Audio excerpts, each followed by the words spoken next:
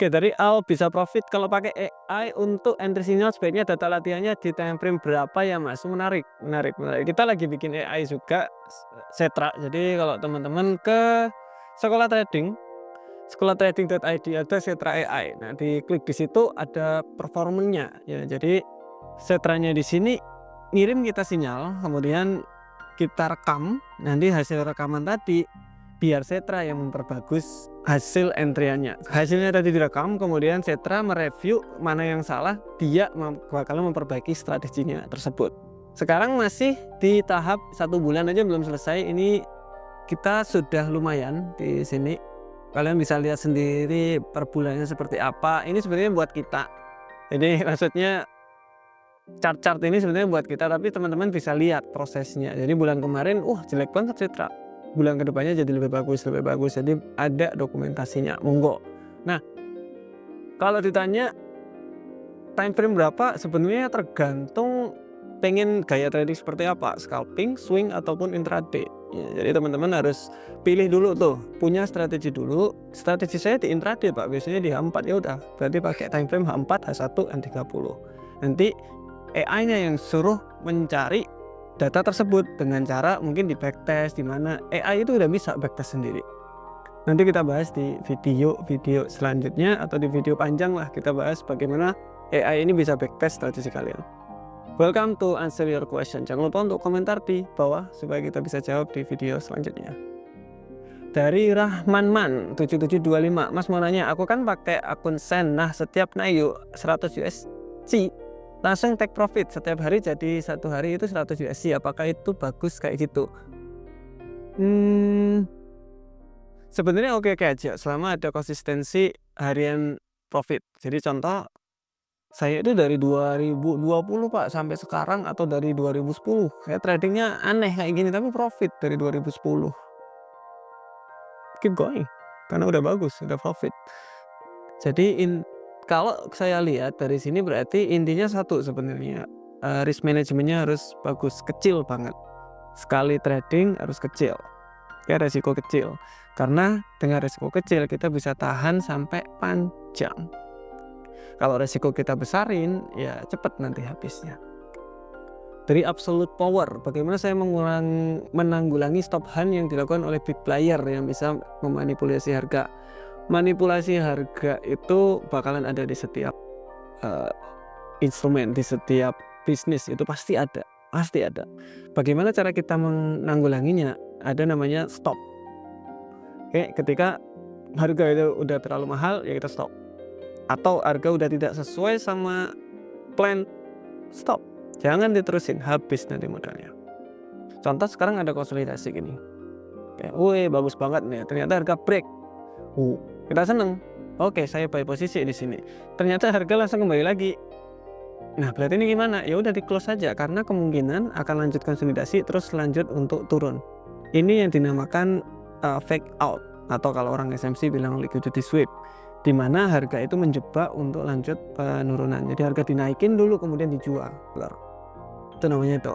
Nah cara menanggulanginya ya di stop. Contoh terkena SL ya sudah stop, nanti ketika harga turun baru kalian lanjut untuk sell posisi, jadi reverse sesuai sama trading plan aja. Dari Ari Baik, Mas saya trading dengan leverage 125. Oke, kalau saya beli BTC dengan floating minus 12%, sudah kena liquid. Kalau saya turunkan jadi leverage 10%, kira-kira berapa persen baru kena liquid? Berarti kalau di 10% semakin besar juga toleransi floating loss-nya sebelum terkena likuidasi, atau kalau orang bilang margin call katanya. Sebelum likuidasi. Nah, leverage 125 ini sebenarnya marginnya sangat-sangat tipis kalau memang teman-teman mau CFD atau future, main future bukan spot kita ngomongnya. Kalau di 10 kali kemungkinan bisa liquid dari minus 80% dari open posisi. Tergantung exchange-nya, tergantung exchange-nya tetap. Jadi mungkin turunin leverage-nya dulu. Tetap harus ada SL, jadi ketika kita entry saya mau rugi berapa itu tetap harus ada, karena orang-orang biasanya trading nggak ada kayak gitu. Dan jangan tergantung pada batas likuiditas saja ya. Itu saran saya. Lanjut. Dari Mukzakirin Muslim, Mas Tama kalau misal pakai compounding tanpa ditarik dulu sampai 6 bulan atau 1 tahun aman nggak ya? Biasanya nggak begitu aman. Biasanya nggak begitu aman. Pertama, broker itu biasanya ngelihat, oh ini kok untung terus, ini saya rugi terus, ini dia LP rugi terus nih. Bisa jadi. Apalagi kalau kalian taruh di broker luar, wise itu agak susah itu nanti. Apalagi nggak ada regulasinya, itu tambah parah lagi. Kalau menurut saya ya, ketika kita itu mendapatkan profit, WD, entah itu separuh, entah itu modalnya full diambil, tinggal profitnya aja dijalanin, itu menurut saya untuk trading oke. Untuk trading oke. Kalau untuk spot beda lagi, karena spot ini fungsinya untuk investasi. Spot trading, kalau belum paham future, spot, CFD, silakan cek di sini, kalian harus tahu dulu. Jadi tetap harus ada yang diambil. Karena kalau uang itu diputer aja, itu biasanya resikonya dinaikin. Dari coding trader, Mas pernah coba gabungin backtest manual dengan machine learning. Penasaran bagaimana caranya, Mas? Caranya sebenarnya sangat-sangat simple. Backtest manual kita pakai trading view, kemudian kita geser pakai fitur replay di sini, kemudian kita cari yang bagus. Jadi contoh, oke, kalau saya biasanya itu pakai indikator kan orang-orang. Contoh saya ketika harga itu sudah di bawah saya buy. Oke, di sini saya buy. SL di sini sampai di 1/2.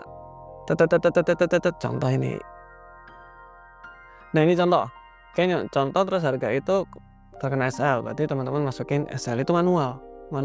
Kalau pakai machine learning, teman-teman harus punya namanya trading plan-nya dulu. Tulis trading plan-nya di prompt, tulis trading plan-nya, kemudian kasih dia data, katakanlah 5 tahun atau 10 tahun terakhir. Itu ngambilnya di mana? Di MetaTrader ada. Nanti kita bikinin video cara backtest menggunakan machine learning. Kemudian setelah kalian kasih data, kalian kasih trading plan-nya, backtestin. Dia bakalan backtest sendiri. Yang penting ada datanya, ada trading plan-nya. Dari Alexei Will, Bang tambahin juga dong konten belajar analisa cryptocurrency untuk bagian teknikalnya. Siap, kalau teknikalnya sebenarnya sama aja. Oke, untuk contoh di BTC aja. Oke, BTC kita lihat sebenarnya semua technical analysis itu sama, tidak berubah. Cuma kita bisa lihat ini yang paling dominan, ini yang mana. Maksudnya gini, ini yang paling dominan ke fundamentalnya, fear and greed-nya, atau ke teknikalnya. Kalau di crypto biasanya lebih ke fundamentalnya, itu lebih powerful banget daripada teknikalnya. Tapi apakah bisa? Bisa saja. Contoh di BTC sekarang ada harga area yang sangat ditakuti, yaitu di 75.000 di sini. Ketika harga itu nyentuh ke 75.000 bakalan gimana? Ya orang pasti banyak yang beli karena harga di sini harga sangat-sangat penting di BTC. Itu kita dapat dari mana? Technical. Oke. Jadi itu fungsi dari technical analysis. See you next video.